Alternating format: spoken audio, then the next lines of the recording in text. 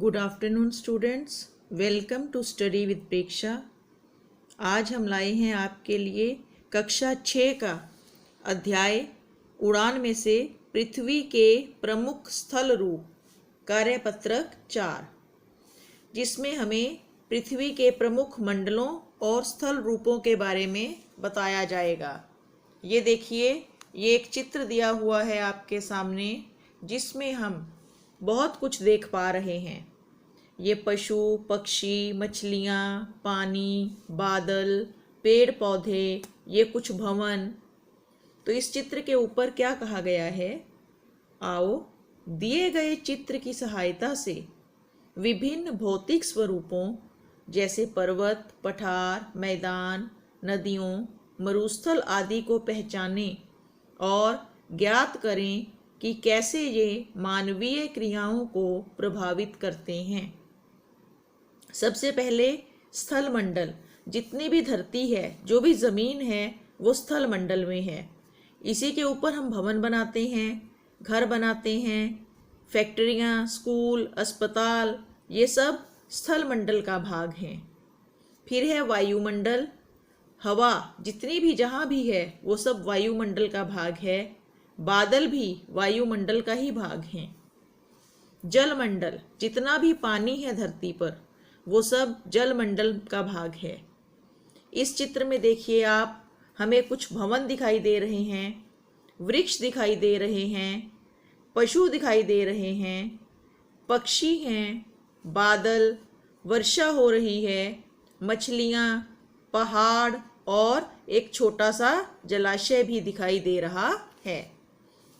अब इसी चित्र में से दूसरे प्रश्न में पूछा गया है कि सजीव और निर्जीव की अलग अलग सूची बनाएं। तो सबसे पहले सजीव में आएगा पशु। सजीव वस्तुएं नहीं होती बेटा, सजीव प्राणी होते हैं। पशु, पक्षी, मछलियाँ, पेड़ पौधे, फूल, बत्तख, ये सब हमें इस चित्र में दिखाई दे रहा है। सजीव माने जिनमें जीवन होता है। निर्जीव वस्तुएं हैं पहाड़, नदी, जलाशय और भवन। ये सब निर्जीव हैं, इनमें जीवन नहीं है, ये सांस नहीं ले सकते। तीसरा प्रश्न देखिए कि क्या आप जंगली और पालतू पशुओं की सूची बना सकते हैं? अवश्य। जंगली पशु वो जिन्हें हम घर में नहीं रख सकते।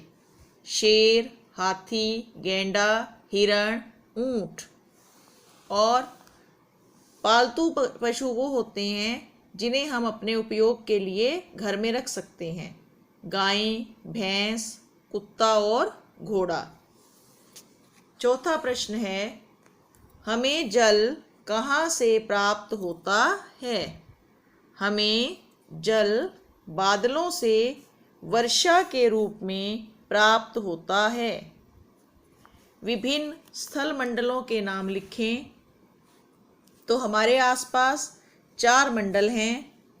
विभिन्न परिमंडलों के नाम लिखें। परि का अर्थ है चारों ओर। सबसे पहले स्थल मंडल, जिस पर हम रहते हैं।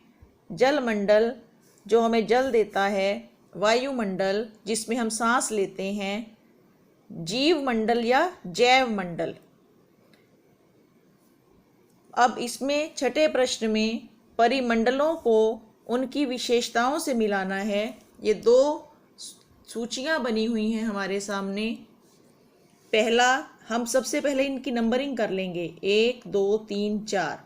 स्थल मंडल, उस पे होते हैं घर, खेत और मैदान।